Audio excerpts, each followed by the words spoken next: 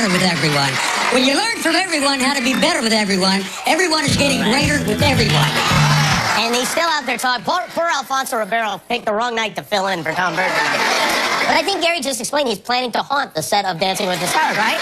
Gary Busey taught us, all of us, an important lesson. That is, if you consistently get low scores in a competition, you will probably not win that competition. But at least he didn't bite anyone. That's something, right? This is both alarming and amusing. According to research from Google in the city of San Francisco, 30% of the calls made to 911 from cell phones are accidental butt dials. And the commissioner of the FCC estimates that nationally, 50% of all 911 calls from mobile phones, 84 million calls, are butt dials. People need to learn to control their butts, it sounds like to me. Operators have started answering, this is so bad, they've started answering, hello, 911, what is your emergency, Miss Kardashian? Do they still do this?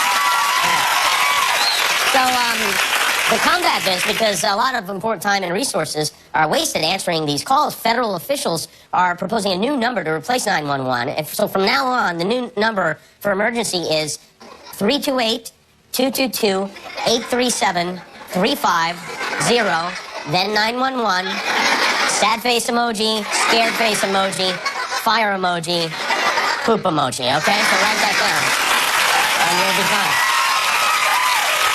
There's only one number that butts should be dialing, and that's 1-900-MIX-A-LOT. You know that. Did you know it's Nobel Prize Week? This is the week, the time of year when Nobel Prizes are handed out to the geniuses and great leaders of the world. It's like the Super Bowl for things that actually matter, and the Nobel Prize in Physics was given out today. There were a number of very deserving candidates this year, but unfortunately only one prize is awarded, and the nominees for the Nobel Prize in Physics are Grigor and Ilya, inventor of the combustible launch pad.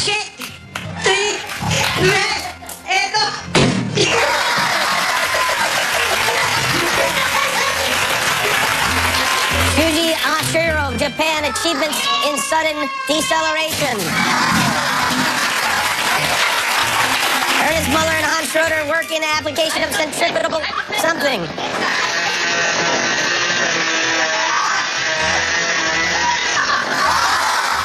Arthur Crowden experiments in alcohol-fueled collision.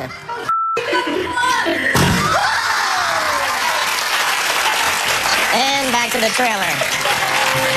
Robert Graham, breakthrough in aspartame-powered explosives.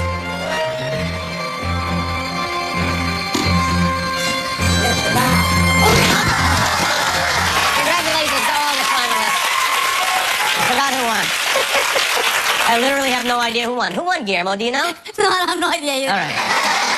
Those of you who play fantasy sports probably know major scandal involving two big rival companies, DraftKings and FanDuel, is brewing. Both companies are facing allegations that employees placed fantasy bets using inside information. An employee at DraftKings claims he won $350,000 on FanDuel using data from DraftKings, which seems like some version of insider trading. These are giant companies that make a lot of money and do a lot of advertising. Without DraftKings or FanDuel, the only commercials we'd have during football would be Matthew McConaughey driving around talking to himself. So we owe them a lot, and it's a big deal. DraftKings and FanDuel issued a joint statement assuring their customers they've seen no evidence of any wrongdoing, that integrity is of the utmost importance, and blah, blah, blah. I tell you, it's a shame to see allegations of cheating in any way taint this imaginary competition that people love so much. Between fantasy sports and fantasy sex, it's a wonder men even ever leave their computers now. It really is. Well, in other fantasy news, you know, you remember the bikini Princess Leia wore in Return of the Jedi when she was locked up by Jabba the Hutt? Well, this is it. That bikini, along with the collar and the chain that go along with it, just sold online at an auction for $96,000. The winning bidder hasn't been named, but it is safe to assume that his mother is furious. $96,000 is a lot of money, especially when you consider bikini season is over. It's not coming back for a while. Meanwhile, it's Fashion Week in Paris. All the latest fashions are on display in Paris, and a new trend that's getting a lot of attention there is something called human backpacks. This is the work, real, of a designer named Rick Owens. It's people wearing other people. This gives a whole new meaning to the question, who are you wearing? It's functional and dysfunctional at the same time. How does it work? Does the upside-down girl come with the outfit?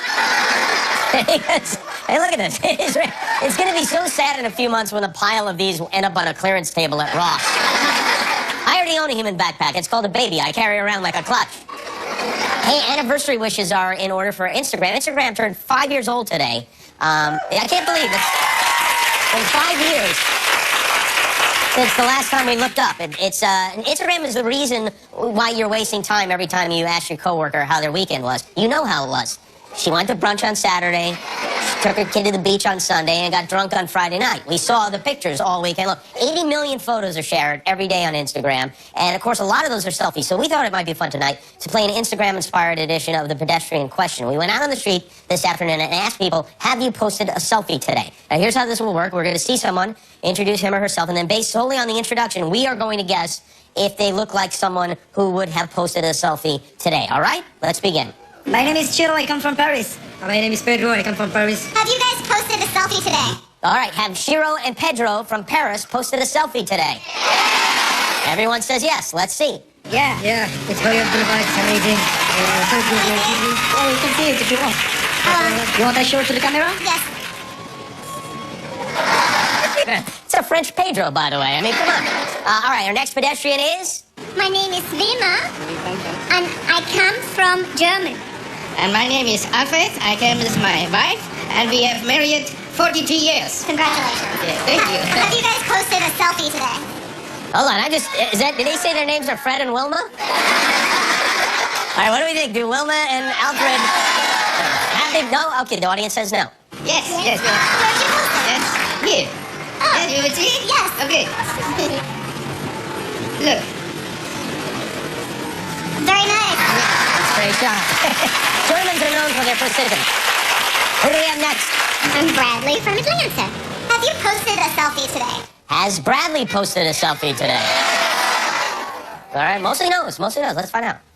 No. Was I supposed to? No, you did the right thing. Good for you. Next up?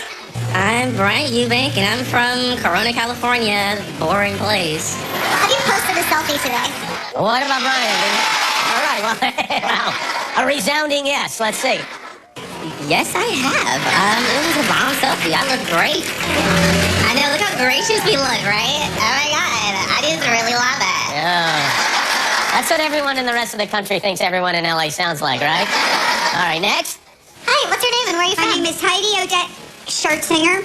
I'm originally from Cinnaminson, New Jersey. Heidi, have you posted a selfie today? Has Heidi posted a selfie today? All right. Well, let's find out. I challenged Evel Knievel in 1974 when he failed to jump over Snake River Canyon. Somebody made a campaign issue out of me, so I never got to jump. So that All is of a- this can be verified. So that's a yes. Yes. All right, there we go. All right, hey, let's get back on track here. Hi, my name's Adelina and I'm from Arizona. What's your name and where are you from? My name's Michael and I'm from Arizona. Are you guys roommates? No, we're brother and sister. Have you guys posted a selfie today? Have the kids posted a selfie today? All right. Yes. Can I see it? Sure. What's happening in this picture? Like doing a crazy face or something. What have we done to our children? What have we done? I believe we have one more. Hi, my name is Guillermo and I'm from Mexico. Hi, Guillermo. Have you posted a selfie today? Has Guillermo? Of course he has. Yes, I did. Can you show it to me? Yeah, sure. Hold on. Oh, here. God, where are you? I'm here at the sauna. And I'm melting some pounds. How much weight do you think you lost in the sauna? Maybe 1 pound. 1 pound. You go to the sauna? Yeah. I didn't know that. Once in a while. Why is your head like 80 times bigger than your fist? I don't know. It's probably from the sauna. You're in there too long. All right, thank you, guys. Thanks to everyone. We have to take a break. When we come back, my cousin Sal closed down the street outside for a fake movie shoot involving a real cow, and we'll also point the finger of shame when we return, so stick around. We'll be right back.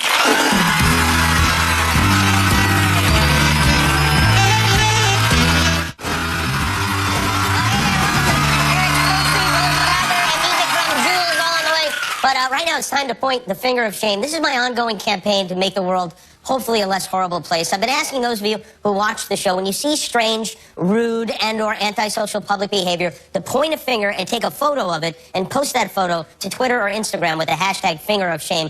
We've gotten a lot of response to this, and let's go through some of them now because there are so many. This is from username Crosswind Pilots. Finger of shame trifecta. Number 1, loud cell phone conversation. Number 2, elbow near my face. And number 3, an armpit. That is right. That's a trifecta. And for that, you get 3 fingers of shame, unknown person with a blurred face. This is from Alan Wilkerson.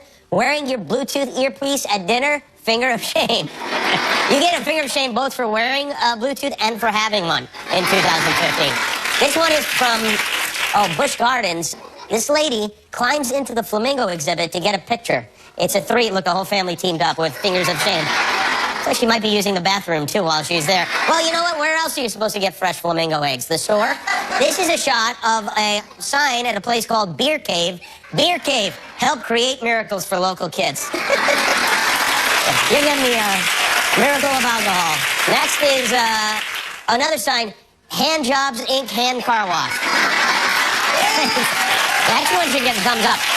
We have one more. This is posted by Twinkie221. Finger of shame, hashtag Legoland, hashtag penis cactus. So there you go. The desert can be very immature. So thanks to those who pointed and posted. And remember, if you see something troubling going on around you, take a photo, point a finger, and post it to Twitter or Instagram with the hashtag finger of shame. Together we can maybe make a difference, but probably not. And by the way, we have more than enough pictures of people's butt cracks, so you can hang on to those, all right?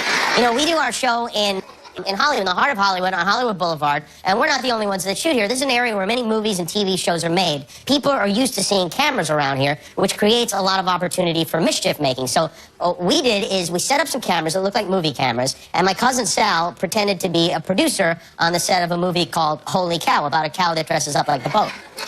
Believable, right? And then we let the cameras and good times roll.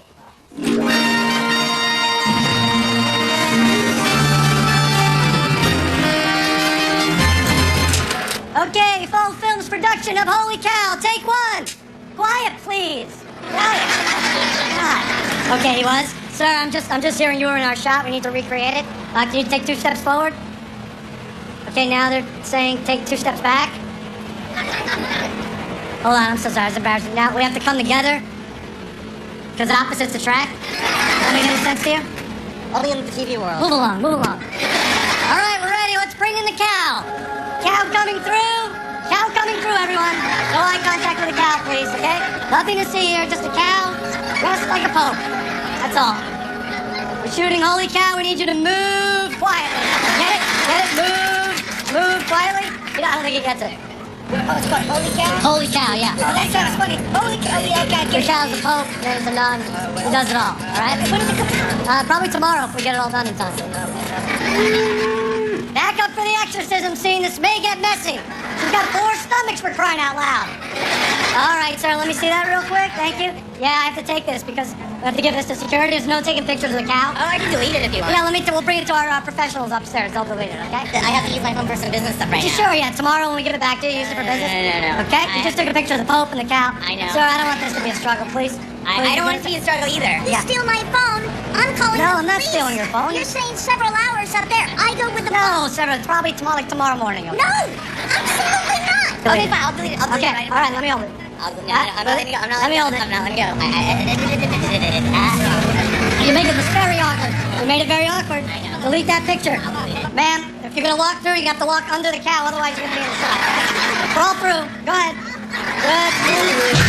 Perfect. Thank you, Cousin Sal. We're feeling music from Jewel, from iZombie, Rose McIver's here. We'll be right back with Eric Stonestreet from Modern Family.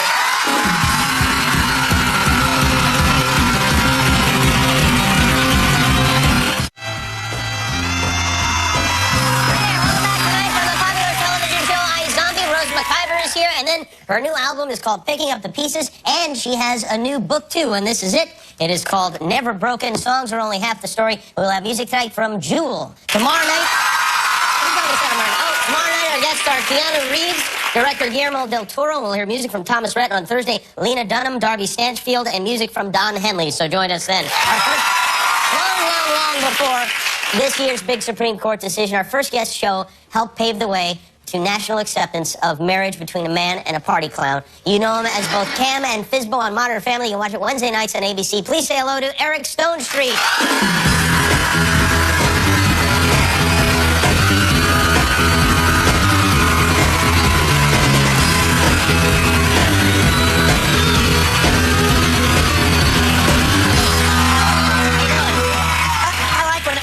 actors do that. Yeah, it's a good move. I always wanted to do this. It shows respect and a lot of self-involvement. Yeah, I don't know what I'm doing for sure, but I like it. You know what I'd like to speak to you about tonight is the band Van Halen.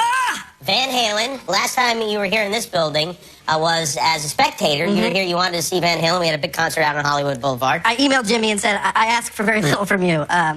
But Van Halen's on your show next week, and I want to be there. And, of course, we were very happy to have you here. Jimmy gives me, like, the best seat. You give me the best seat in the house. I thought, you know. Obviously, we gave you the best seat in the house. Now, was it all you imagined that it would be? It was incredible. It was, yeah. good. I mean, Okay. David Lee Roth hitting himself in the nose with his baton. That's right. He smashed Don't you want to himself see what right in the first started? face. Yeah, boom. And then like a true frontman he is, he goes right back out there and finishes it. They were great. I mean, the shutting down Hollywood Boulevard like that was awesome. It was fun, yeah. Did you meet Eddie Van Halen? Well, that night? and then they were at Ellen the next day. So I called right. my friend that's a producer there, and I said I asked for very little, but How were the seats Ellen gave you? I was standing. You were standing? in the not. They were good. Not as good. Not as good because I wasn't sitting. Okay, I all like right. to sit whenever I get the chance. I think we've established then that I like you better than Ellen likes you. Yes, I think it's clear now. Okay. But there I did get to meet Eddie Van Halen. Oh. Wolf knew I was coming, Van Halen, and he said, Wolf is his son, yeah. Yeah, he said, you got to come back and meet my dad. And I'm like, I mean, it's Eddie Van Halen, right? I mean, Yeah, it's like, I get geeked out over musicians Sure. and athletes, so I don't care about actors, you know. So I go back, and when I walk into the room, Eddie Van Halen's sitting there, and he goes, oh, man, do that high-pitched squeal thing you do. It was like, oh, my God, I was ready to geek out on you, and you just... Did he do the thing? Did you do it for him? I went, And he liked it? yeah, I love it. We took a picture backstage, and then he followed me on Twitter. That's right. We have I was hoping this would be some kind of a surprise to you. I guess it's not. Eddie Van Halen follows 3 people on Twitter. The band Van Halen, which is following himself. Which he started. His son, Wolf Van Halen, by the way, there's a couple here in the audience who are naming their baby Wolf. And Eric Stone Street. That's remarkable. You know, I think his wife or assistant or somebody did that. I doubt Eddie's like, I gotta follow that guy. He cracks me up. When you squeal for a man, it's a very powerful Yeah. thing. It really is. But you provided me, and then I saw him at the Hollywood Bowl the other night. But full circle, I mean, my first concert ever without my parents, I went with my brother, was Van Halen in Kansas City in like 1985 to 1984 tour. Oh, wow. It was incredible. I mean, I was Was up it- in the nosebleed with Chad Underwood, and Nice. you guys know Chad Underwood, right? My high school best friend. But no, we were up there, and in front of us, I remember this guy was sniffing some white powder off of his driver's license. And I asked, like, my brother, like, what is that? And he goes, don't say anything to Mom and Dad. Very good advice. Yeah. You wouldn't have been allowed to go to this show, probably. No. You're, of course, you mentioned you're from Kansas City. I know you're a big Royals fan. You're also a big Dodgers fan. I'm both. So now both teams are in the playoffs. The playoffs started tonight. Yes. Who do you root for if they face each other in the World Series? Well, I'm from Kansas City. I said I love Dodger Blue, but Royal Blue is in my blood. I mean, I will absolutely 100% root for the Royals, and I have broken that news to anyone at the Dodgers organization that actually gives a crap. So will you be happy? No one. If they face each other in the Yeah, World Series? my goal is a Game 7 World Series against the Royals versus the Dodgers, and Clayton Kershaw pitches a great game in Game 7, and we hit a walk-off home run to win the series. I see. That's a 1-0 win. Yeah, 1-0 win in Game 7. I got you. Well, now, you did a video for the Royals, kind of, I guess, just cheering them on and showing your support, and they played it in the stadium for the team to watch pretty much every game. Right. Well, yeah, to get the crowd going and stuff. Yeah, and now, to return that favor, the Royals have made a video cheering you on for your appearance on this show Shut tonight. Let's go to the videotape. Dig deep, Eric. Tell your best and funniest stories. You funny guy. You're very funny. You can do this. You can touch yourself before. I gotta tell you, Stoney, look. Take a deep breath like these players like to do. In order to execute, you gotta have the muscles relaxed in your face and your body. Let's go. Everyone in KC is counting on you to give the best late-night interview ever. Let's go, Stone Street. Let's go, Stone Street. Let's go, Stone Street. Eric Stone Street? Yeah. Come on, man. Text me back. Let's go.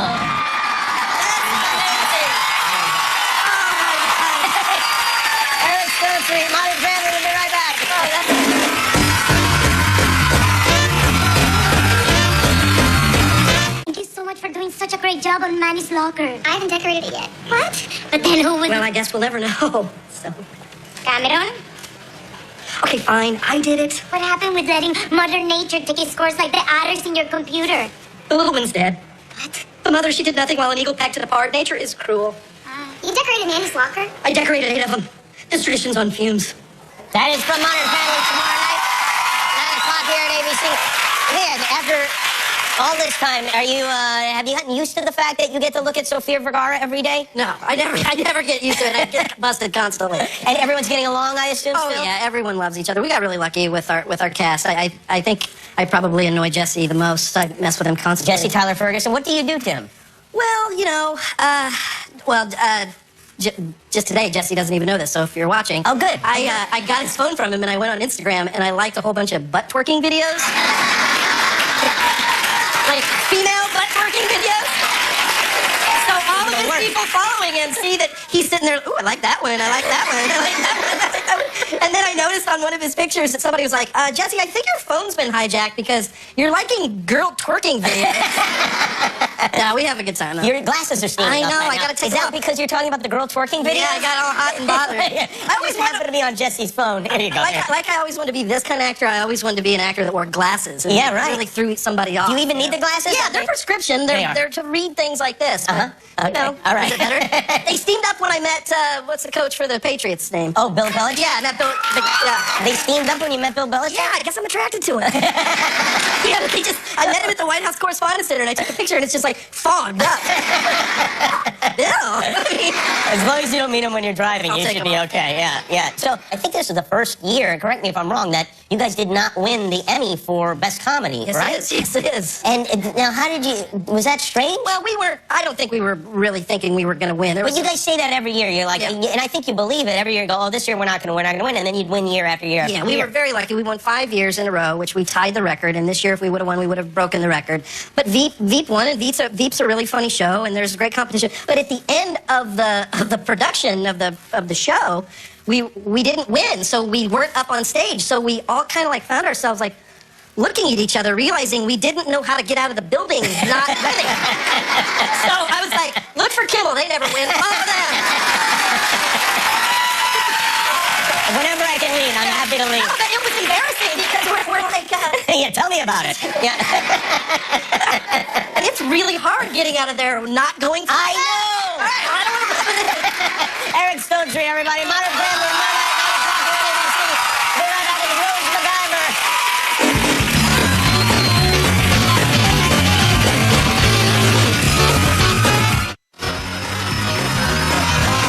Hello there, we are back. Still to come. We have music from Jewel. Oh, I forgot to mention that Eric Stonetree will be at the Improv Olympic West on Saturday night, and every second Saturday, October, November, and December, doing a live improv show. So if you want to go see him and touch him, that's the place to do it. Our next guest tonight has a remarkably diverse resume by any standard. She played a young Xena warrior princess, the Yellow Power Ranger, Tinkerbell, a nurse on Masters of Sex, and now a brain-eating undead medical assistant on iZombie. There's Tuesday nights at 9 on the CW. Please welcome Rose MacGyver.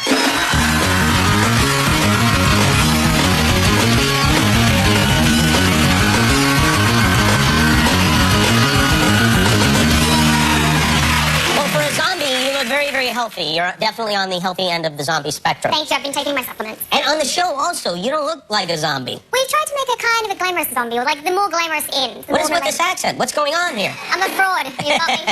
Yeah, I'm a New Zealander. I've lived out here for. Oh, welcome to our nation. Thank you. Thank you all. Very hospitable. Did you get into movies because so many movies are made there in New Zealand? Yeah, there's a lot of stuff made in New Zealand. When I was about 3, I was in the piano. I was a glorified background extra in the piano, and I was a little angel. So that was kind of my start. But I remember one of my earliest memories was desperately needing to go to the toilet on that production and being like, oh my gosh, and having to cross my legs. And I was in a school play in the film. I'm in a school play. And the AD came up to me and was like, that's really cute. Use it.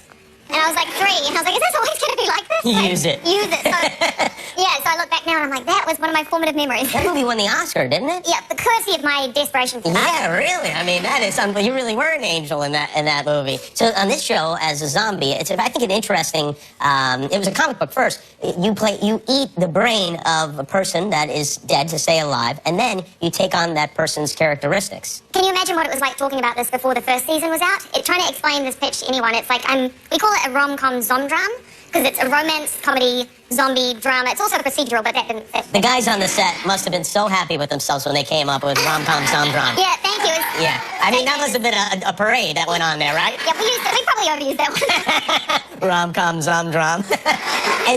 But it is a rom-com Zomdrom, and On a more serious note, yeah. And in a way, you're playing like a different, even though you're playing the same character every week, you're playing a different character every week. Yeah, it's sort of like the fantasy when you're little and you think, I want to be an actor when I grow up and put on these different outfits and be these different characters. I get to do that each week. But it's also terrifying because each time I eat a brain, I take on a new set of characteristics. And sometimes it's accents and sometimes it's gymnastics. And I mean, there's been all sorts. There's been cheerleaders and a real housewife this season, which is quite something. Of which? Which city? Seattle. Of Seattle. Real Housewife of Seattle, huh? It's the thing. And did you feel like, well, I guess for you that would be an accent. For us, there isn't really a Seattle accent. It's pretty neutral. Yeah, no, that's less of an accent on that one. I'm trying to get them to get a New Zealander. You know, I eat the brain of a New Zealander so I can use my natural. You can take the week off, basically. Exactly. Yeah. Put my feet up. It's like Freaky Friday every week for you on that show. It is. And It is. well, that's kind of fun, I guess, isn't it? It's amazing. I mean, sometimes I get to eat the brain of a magician in one of these episodes, which is pretty special. I hadn't... They have the most delicious brains. Yeah, they really do. They do. And so then you'll learn to do magic tricks. I do, and I actually decided that if it's okay with you, I'd like to show you a magic trick. Well, I've never turned that down before in my life, so yes, go ahead. I did notice that there was a deck of cards, so... All right, so how do we do this? Okay, so what I'm going to do, I will use this deck of cards, but first, I want you to use your imagination. Okay. Okay, I need you to fantasize. I need you to think about, here's the deck of cards. That's not what I'm fantasizing about. Oh, all right, here's the card. Here's the deck of cards. I want you to spread them all out, face up. Should I open? Are they undone or are That's they? good of you if you take them out of the packet first. Take them out of the packet? Oh, they're heavy. They're heavy. They're special magic ones. There's naked dudes on these cards. All right. Oh, spread them out. All right, like Okay, that. so they're all face up. Oh, shh. Are there any other assistants available? Yeah. All right. There they are. Okay. Okay, I want you to choose one numbered card, any numbered card, so between 2 and 10, any suit. Okay, I got it. And take it out, turn it over, and put it back in the pack. Okay. See how good I am at this? You're a natural. Thank you. So they're all face up and one card is face down. Right. I want you to tell us in the audience what card you've chosen. It's a 4 of clubs. The 4 of clubs. Unusual choice, but I'm an unusual guy. Okay, well, luckily, I actually predicted what you were going to choose. And backstage, in the dressing rooms, before I even got to come and sit with you, I have a deck of cards in my hand that I have magically turned one card upside down in this deck. What card did you say it was? 4 of clubs. The 4 of clubs. Would Yeah. you be surprised if in this deck there is one upside down card and it's a 4 of clubs? I'll be furious if it isn't. Okay. What I love is a no pressure environment. Okay. Face up, face up, face up. Now, this seems too good to be true. Why? Come on. Would you do me a favor? That's ridiculous. It's the 4 of clubs, everybody. Come on, how do you do that? That's a really good trick. If the acting gig doesn't work out, give us back. There you go, yes.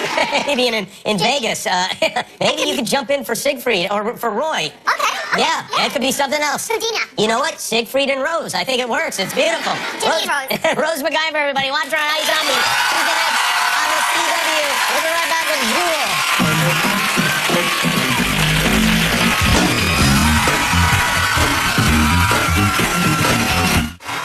Thanks to Rose MacGyver. Apologies to Matt Damon. Ran out of time for him, much to the dismay of his schoolmates. But Nightline is next.